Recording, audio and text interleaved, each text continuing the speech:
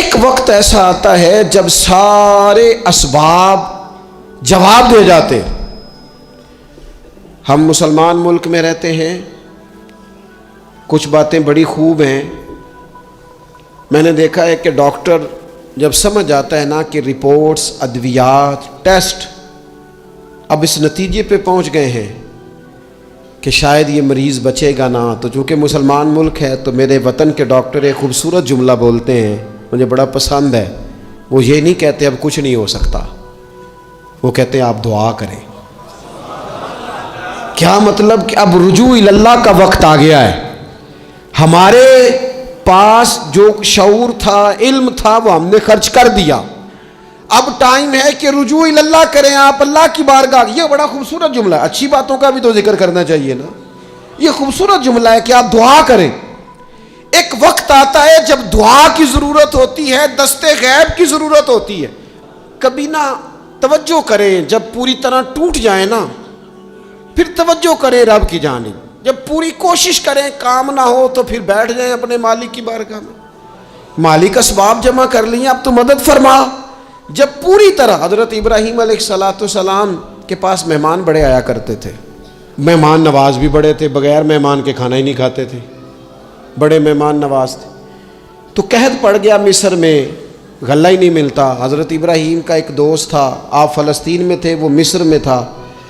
آپ نے اس کے پاس اونٹ بھیجے کہ 4-5 اونٹوں پر غلہ اناج رکھ کے مجھے روانہ کر، تاکہ میں اپنے جو میرے پاس مہمان جمع ہیں ان کو کھانا تو دے سکوں.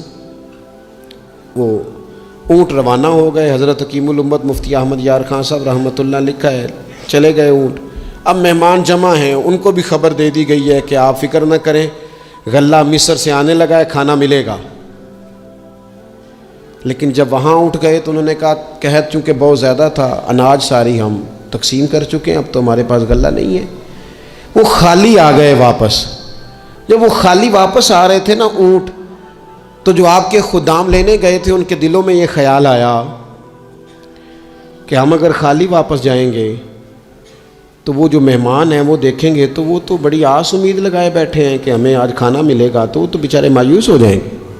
انہوں نے اس طرح کیا کہ رستے میں کچھ ریت بھر لی ان بوریوں میں اور اونٹوں پہ ان کو رکھ لیا، تاکہ پھر جا کے حضرت ابراہیم سے عرض کریں گے، وہ خود ہی لوگوں کو سمجھا دیں گے، ایسے خالی اونٹ لے جانا بہتر نہیں. حضرت حکیم الامت رحمۃ اللہ علیہ لکھتے کہ حضرت ابراہیم علیہ السلام آرام فرما تھے. خدام نے جا کے اندر جہاں وہ سامان رکھا جاتا تھا وہاں ریت سے بھرے ہوئے بوریے رکھ دیے. وہ چلے گئے. حضرت ابراہیم کی زوجہ جناب ہاجرہ اٹھی.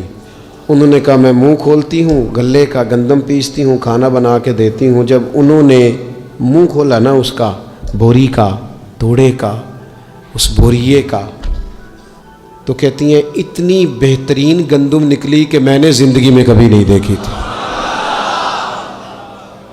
پیسی گئی، پکائی گئی، کھانا چلنے لگ گیا. حضرت ابراہیم علیہ السلام بیدار ہوئے، دیکھا لنگر چل رہا ہے، مخلوق خدا کھا رہی ہے. دنیا آوے تے کھا جاوے تے راضی ہوئے بلا، لوگ کھا رہے ہیں، چل رہا ہے سلسلہ. تو حضرت ہاجرہ، وہ خواتین گھر میں کچھ چیز آئے نا تو کہتی ہیں اس دفعہ چاول بڑے اچھے آئے، اس دفعہ گندم بڑی اچھی آئی، یا آٹا پس کے آیا، یہ بڑا عمدہ ہے. تو حضرت جناب ہاجرہ رضی اللہ تعالی عنہ حاضر بارگاہ ہو کے عرض کرنے لگی، یہ جو آپ کا مصری یار ہے نا، اس نے جو گندم بھیجی ہے بڑی کمال ہے. تو حضرت ابراہیم تو جانتے تھے بات کو، فرمانے لگے یہ میرے مصری یار نے نہیں بھیجی، یہ میرے عرشی یار نے بھیجی ہے. یہ عرشی یار نے بھیجی ہے، اور وہ جب بھیجتا ہے تو کمال ہی بھیجتا ہے. وہ جب عطا کرتا ہے تو بے حساب ہی عطا کرتا ہے.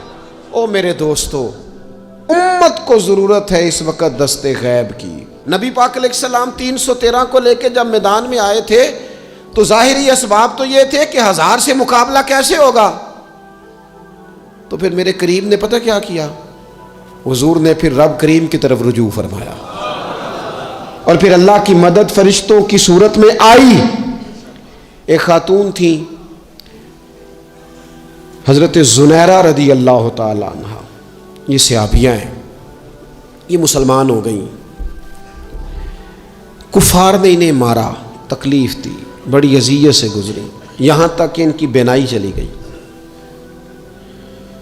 जब नजर आना बंद हो गया ना, तो दौर था मक्के का, कुफार की औरतों ने माज़अल्लाह ताना दिया कि देखा ना, लात व मनात ये उनके बुतों के नाम है, माज़अल्लाह लात व मनात तेरी नज़र ले गए, अब तू क्या करेगी। तो उन्होंने जब ये ताना दिया तो जनाब ज़ुनैरा रदी अल्लाह ताला अन्हा ना ईमान, अकीदा, यकीन, तवक्कुल, अल्लाह की बारगाह की तरफ रुजू, सारे हौसले जमा करके कहने लगी चुप करो, अगर मेरा रब चाहेगा तो उसी तरह मेरी आंखें वापस लौटा देगा, पूरे तवक्कुल से। और फिर आपने दुआ मांगी, ऐ अल्लाह मेहरबानी फरमा, ये मुझे ताना देते हैं कि अगर तूने दिले मुस्लिम की दिल जोई नहीं तो ताना देंगे बुत के मुस्लिम का खुदा कोई नहीं। मालिक मेहरबानी फरमा। वो रुजू इल्लाह किया, रात को सोई थी तो आंखों में रोशनी नहीं थी, जब सुबह उठी तो दोनों आंखों को अल्लाह ने रोशन फरमा दिया था। मैं अर्ज कर रहा हूं कि वक्त है हमारे ऊपर कि अब हमें अपने रब की बारगाह की तरफ रुजू करना चाहिए। जब बंदा अल्लाह की जानिब रुजू करता है ना, नबी पाक अलैहिस्सलाम ने फरमाया जब तुम इस्तिग़फ़ार करते हो ना तो अल्लाह हर मुश्किल से निकलने के लिए तुम्हें रास्ता अता फरमाता है, और अल्लाह तुम्हें वहाँ से रिज़्क़ अता करता है जहाँ से तुम्हारा कभी गुमान भी नहीं गया होता। हमें इज्तिमाई तौर पर रुजू इल्लाह करना है। हमारे जितनी इनफरादी मुश्किलात हैं, हम किसी तकलीफ़ में, दुख में मुब्तला हैं, अल्लाह की तरफ रुजू करें, अपने रब की बारगाह की तरफ रुजू करें। और जो हमारे इज्तिमाई मसाइल हैं उनमें भी अल्लाह की बारगाह की तरफ रुजू करें। जब हम ये रुजू करेंगे मालिक के हुजूर तो फिर अल्लाह हमारे लिए रास्ते वाज़े फरमाएगा। ये रुजू किस तरह किया जाए? 5 वक्ता नमाज के साथ कुछ थोड़ी सी इबादत रात की ज़रूर शुरू फरमाएं। 2 रकत हो जाए, लेकिन रात को तन्हाई में अपने रब की बारगाह में इबादत के लिए ज़रूर हाजिर।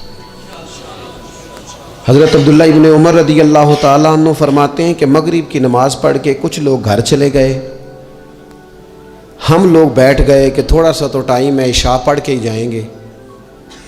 फरमाते हैं अल्लाह के महबूब अलैहिस्सलाम भी तशरीफ़ ले गए। थोड़ी देर के बाद महबूब इस तेज़ी से तशरीफ़ लाए कि मुक़द्दस सांस फूला हुआ महसूस हो रहा था। हमने अर्ज़ की या रसूलल्लाह हमारे माँ बाप कुर्बान, क्या हुआ? तो महबूब फरमाने लगे क्या कर रहे हो?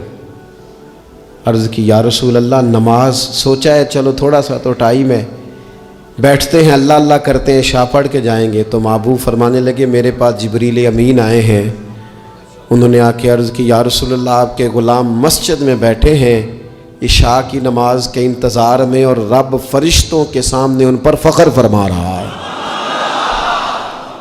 ये जो इबादत है ना नफली, ये ताकतवर करती है बंदे को। हुजूर फरमाते हैं कि जब बंदा नफल पढ़ता है तो अल्लाह फरमाता है फिर तो मैं उसके हाथ बन जाता हूँ, पैर बन जाता हूँ, आंखें बन जाता हूँ। क्या माना कि उसमें खुदाई ताकतें आ जाती हैं। दोस्त मुरीद भी होते हैं, सिलसिलों में भी दाखिल होते हैं। इबादत का मिजाज नहीं बनाते, कुछ नवाफल का जहन ज़रूर बनाएं। रात को कुछ टाइम ज़रूर अल्लाह अल्लाह करें, अपनी ज़िंदगी का इसे मामूल बना लें। और 3 वजीफ़े आपकी खिदमत में अर्ज़ करने।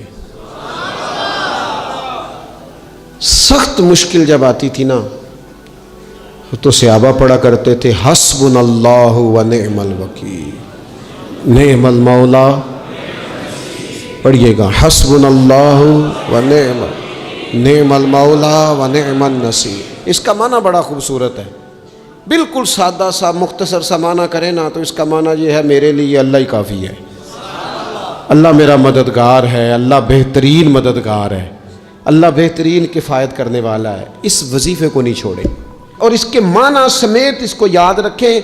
आप महसूस करेंगे तबीयत ताकतवर हो गई है, रूह ताकतवर होगी, इसको भूलना नहीं। और दूसरा आपसे अर्ज़ करना है कि आला हज़रत, चूँकि हम सिलसिला तरीक़त में फ़ाज़िल बरेलवी से वाबस्ता हैं और बाकी जितने भी लोग हैं सारे माशाअल्लाह उन्हीं से वाबस्ता हैं। आला हज़रत ना لا حول ولا قوت الا باللہ العلی العظیم پڑھنے کی بڑی فضیلت بیان کرتے ہیں۔ یہ ایسا وظیفہ ہے جو سب کو آتا ہے نا ماشاءاللہ۔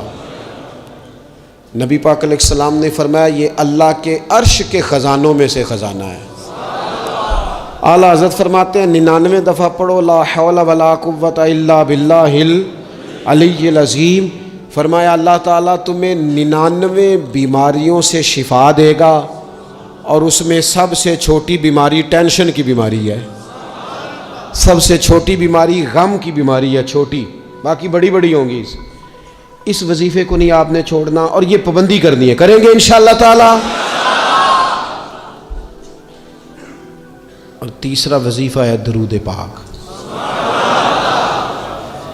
یہ بندہ درود پاک پڑھتا ہے تو پتہ ہوتا کیا ہے، ایک بار پڑھو تو 10 رحمتیں، 2 بار پڑھو تو 3 بار پڑھو تو 4 دفعہ پڑھو تو پھر تو چاروں جانب رحمت ہی رحمت ہو جاتی ہے۔ درود پاک کو کبھی نہ چھوڑو اپنی زندگی میں۔ آج آپ اپنے آپ سے عہد کریں، کوئی رات ایسی نہ گزرے کہ درود پاک پڑھے بغیر ہمیں نیند آ جائے۔ یہ ذہن بنا، یہ 2 وظیفے اور تیسرا درود پاک۔ چوتھی بات آپ کی خدمت میں یہ عرض کرنی ہے کہ رمضان شریف آ گیا ہے۔ رمضان شریف کا قرآن پاک سے اس لیے گہرا تعلق ہے کہ شہر رمضان الذی انزل فیہ القرآن، رمضان کا وہ مہینہ ہے جس میں اللہ نے قرآن نازل فرمایا ہے۔ اس ماہ مقدس میں قرآن مجید کے ساتھ اس طرح کی دلچسپی پیدا کریں کہ جن کا ناظرہ ٹھیک نہیں ہے وہ قرآن مجید ناظرہ ٹھیک کریں، اور جن کا ناظرہ درست ہے وہ کنز الایمان لے لیں، خزائن العرفان تفسیر لے لیں، اور ایک رکوع کم از کم صبح میں، ایک شام میں، اور پورا پارہ پڑھیں، پھر تو لطف نصیب ہو جائے گا۔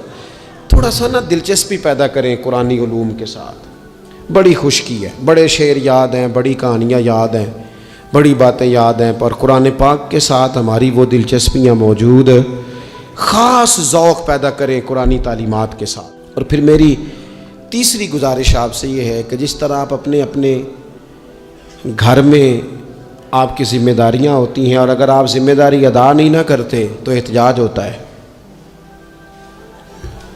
ماں کو ٹائم نہیں دیتے تو ماں بھی احتجاج کرتی ہے، گھر والی کو ٹائم نہیں دیتے تو وہ بھی احتجاج کرتی ہے، دوستوں کو وقت نہیں دیتے تو وہ بھی اس کا شکوہ کرتے ہیں۔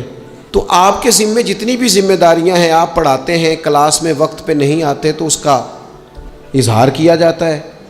ہم نے اپنے ذمے جو ذمہ داریاں لی ہیں پوری کرتے ہیں۔ میں آج آپ کو یہ پیغام دینا چاہتا ہوں کہ ایک ڈیوٹی دین کی بھی اپنے ذمے لیں، ایک ڈیوٹی، ایک کام اپنے ذمے لے لیں۔ آپ اپنے علاقے کی مسجد میں جھاڑو دینے کی ڈیوٹی لے لیں۔ آپ یہ ذمہ داری لے لیں کہ مجھ سے کچھ نہیں ہو سکتا تو میں ہفتے کے بعد مسجد میں جاؤں گا اور قرآن مجید کو میں صاف کر کے جھاڑ پونچھ کے ترتیب کے ساتھ مرتب کروں گا۔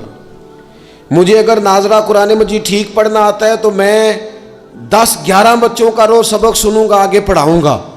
کوئی ذمہ داری لیں، دین کی کوئی ڈیوٹی اپنے ذمے لیں۔ اگر مالی طور پر آپ تعاون کر سکتے ہیں تو کسی جگہ، کسی مسجد میں، مدرسے میں، خیر کے کسی کام میں شامل ہو جائیں۔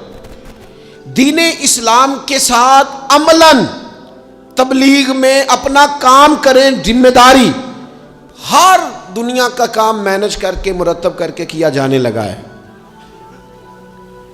معیشت ہو، معاشرت ہو، تعمیرات ہو، دین کا کام ہے وہ اسی طرح چل رہا ہے۔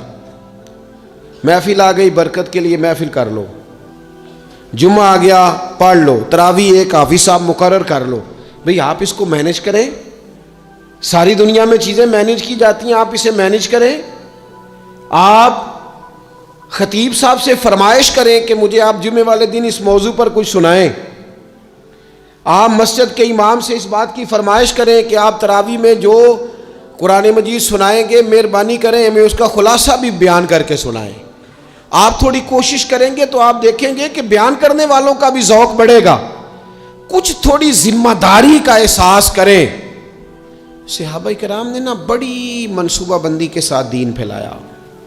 بڑی جد و جہد کی. انہوں نے دیکھا کس علاقے میں ہم نے جہاد کے لیے جانا ہے, کس میں تبلیغ کے لیے جانا ہے, کس علاقے میں کس طرح کر کے ہم نے ڈیوٹی سر انجام. مصر میں ایک شہر ہے, اس کا نام ہے فسطاط. وہ کہتے ہیں گھونسلے کو, پرندوں کے گھونسلے کو. حضرت سعد بن ابی وقاص رضی اللہ تعالیٰ عنہ اپنی فوجیں لے کے وہاں گئے تھے. آپ نے وہاں خیمہ لگایا, کچھ دن وہاں قیام کرنا تھا. آپ کا وہاں خیمہ تھا. وہاں آ کے کبوتر بیٹھنے لگے, ایک کبوتری نے انڈے بھی دے دیے, وہاں گھونسلہ بن گیا. اب آپ جب وہاں سے ہجرت کرنے لگے نا, آگے بڑھنے لگے, تو دل میں خیال آیا کہ خیمے اکھاڑتے ہیں, چلتے ہیں. جب وہ خیمے اکھاڑنے لگے تو دیکھا اوپر تو گھونسلہ بنا ہے, اس میں تو کبوتر رہتے ہیں, ان کے بچے بھی ہیں. حضرت سعد بن ابی وقاص نے 2 فوجیوں کے ذمے لگایا, فرمایا یہاں تم پہرے دار بن کے کھڑے ہو جاؤ, یہ خیمہ اکھاڑا نہیں جائے گا, اس کو یہیں لگا رہنے دیں گے تاکہ یہ کبوتر جو ہیں انہیں تکلیف نہ ہو. وہ 2 فوجی وہیں رہے, خیمہ لگا رہا, وہاں پانی کا بندوبست کیا جاتا رہا, خوراک کا بندوبست کیا جاتا رہا. قریب قریب بستیوں سے جب لوگوں نے دیکھا نا یہاں لوگ موجود ہیں, تو لوگوں نے وہاں آ کے مکان بنانے شروع کر دیے. وہ ایک پرندے کے گھونسلے کی حفاظت کے لیے کچھ دیر 2 سپاہی رکے تھے, اللہ نے وہاں پورا شہر آباد فرما دیا ہے. تو آپ ایک گھونسلے کی حفاظت شروع کریں, انشاءاللہ شہر آباد ہو جائیں گے. لیکن ہم گھونسلوں کی حفاظت کرنے کو بھی تیار. اب چوتھی بات آپ کی خدمت میں عرض کرنی ہے, ایک ضروری کام بڑی بڑی توجہ کے ساتھ آپ نے سمجھنا ہے. تھوڑا سا اس کے پس منظر کو سمجھ لیں. جو آیہ کریمہ میں نے تلاوت کی ہے اس کا حصہ بھی اسی میں آئے گا. دنیا کا نظام نہ 2 طریقوں سے چلتا ہے, ایک ہے نظام اسباب اور ایک ہے نظام غیب. ایک نظام اسباب سے چلتا ہے کہ آگ جلاتی ہے, پانی ٹھنڈا کرتا ہے, انسان ماں باپ کے ملاپ سے پیدا ہوتا ہے. دنیا نظام اسباب سے چلتی ہے اور اسی ترتیب سے نظام آگے چل رہا ہے. اور ایک ہے نظام غیب, جب اللہ اپنی رحمت کا فیصلہ فرمائے. تو ایک نظام وہ بھی ہے. وہ کیسے ہے؟ آگ جلاتی ہے, لیکن جب رب چاہے نا تو حضرت ابراہیم کے لیے ٹھنڈی ہو جاتی ہے. یہ کیا ہے؟ یہ نظام غیب ہے. نظام اسباب یہ ہے کہ ماں باپ کے ملاپ سے اولاد پیدا ہوتی ہے, اور اگر رب چاہے نا تو حضرت عیسیٰ علیہ السلام کو بغیر باپ کے بھی پیدا فرما دیتا ہے. ہم جو مسلمان ہیں نا, ہماری ساری کی ساری توجہ نظام اسباب پہ ہو گئی ہے. اسباب پورے جمع کرو, لیکن اپنے رب کی بارگاہ کی طرف رجوع بھی کرو. کئی دفعہ نا اسباب سارے بندے کے ہاتھ سے چھوٹ جاتے ہیں, پھر اسے ضرورت ہوتی ہے دست غیب کی. اللہ اس کی مدد کرے. جو آیہ کریمہ میں نے قرآن مجید کی پڑھی ہے اس میں اللہ کریم نے فرمایا یا ایھا الذین آمنوا توبوا الی اللہ توبۃ نصوحا, اے ایمان والو اپنے رب کی طرف رجوع کرو, اپنے رب کی بارگاہ میں توبہ کرو, پر توبہ سچی کرنا. رجوع الی اللہ کرو, اللہ کی طرف رجوع کرو. بعض اوقات سارے نظام ختم ہو جاتے ہیں, نظام اسباب, اس وقت ضرورت ہوتی ہے رجوع الی اللہ کی کہ نظام غیب آئے. حضرت سارہ رضی اللہ تعالی عنہا جو جناب ابراہیم علیہ السلام کی اہلیہ ہیں, آپ ایک رستے سے گزر رہی تھیں. حضرت ابراہیم علیہ السلام آپ کے ساتھ تھے. تو جس رستے آپ تشریف لے جا رہے تھے اس رستے میں بادشاہ بڑا ظالم تھا. وہ معاذ اللہ تعالیٰ ثم معاذ اللہ عورتوں کو گرفتار کر لیتا اور اپنی بدباطنی کا ثبوت دیتا. وہاں سے جناب سارہ گزریں. مسند امام احمد بن حنبل سے یہ حوالہ عرض کر رہا ہوں. حضرت سارہ کو اس نے گرفتار کر لیا. جب وہ جناب سارہ کی طرف بڑھنے لگا تو اب وہ جتنے اسباب تھے نا اس وقت کے, وہ سارے اختیار کیے گئے, لیکن اس بادشاہ سے جان نہیں چھوٹی. جب وہ بڑھنے لگا تو جناب سارہ نے پھر رب کریم کی طرف رجوع کیا. مصلی پہ بیٹھ گئی, کہنے لگی مالک اب تو ہی کرم فرمانے والا ہے. آپ نے اس درد سے دعا فرمائی کہ وہ بادشاہ زمین پر بے ہوش ہو کے گرا اور تڑپنے لگا، قریب تھا کہ وہ مر جائے۔ تو حضرت سارہ پھر مصلی پہ بیٹھیں اور اپنے مالک کی بارگاہ میں عرض کرنے لگی، مالک اگر یہ مر گیا تو مجھ پہ الزام آئے گا کہ میں نے مارا ہے، اسے مارنا بے ہوش ہی فرما۔ وہ بے ہوش ہو گیا، تھوڑی دیر کے بعد ہوش آیا تو پھر آپ کی طرف بڑھنے لگا، تو آپ نے پھر اللہ کی جانب رجوع کیا۔ جب دوبارہ رب کریم کی جانب رجوع کیا تو پھر وہ بے ہوش ہوا۔ کئی دفعہ وہ کوشش کرتا، لیکن آپ جب اپنے مالک کی بارگاہ میں ہاتھ اٹھاتی تو بے ہوش ہو کے گر پڑتا۔ بالآخر آپ سے معافی بھی مانگی، آپ کو آزاد بھی کیا۔ عارف رومی رحمۃ اللہ علیہ فرماتے ہیں کہ ایک شہر ایسا تھا جس میں ایک بیماری بار بار حملہ کرتی تھی،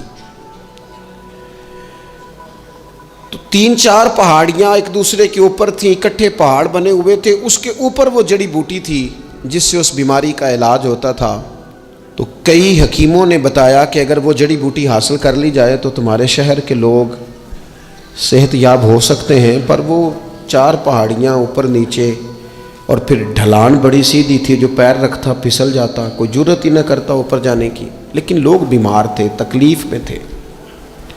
بالآخر ایک شخص نے ارادہ کیا کہ کب تک لوگوں کو بیماری سے سسکتے تڑپتے مرتے دیکھتا رہوں گا۔ اس نے کلاڑا اٹھایا، ہتھوڑا اٹھایا، پہاڑ کاٹنا شروع کیا کہ میں سیڑھیاں بناؤں گا اوپر جانے کے لیے۔ فرماتے ہیں کہ وہ پہاڑ کاٹ رہا تھا تو جو قریب آتے تھے نا، وہ اسے کہتے تھے پاگل ہو گیا تو اکیلا بندہ کیسے پہاڑ کاٹے گا، بیوقوف ہے، چھوڑ دے۔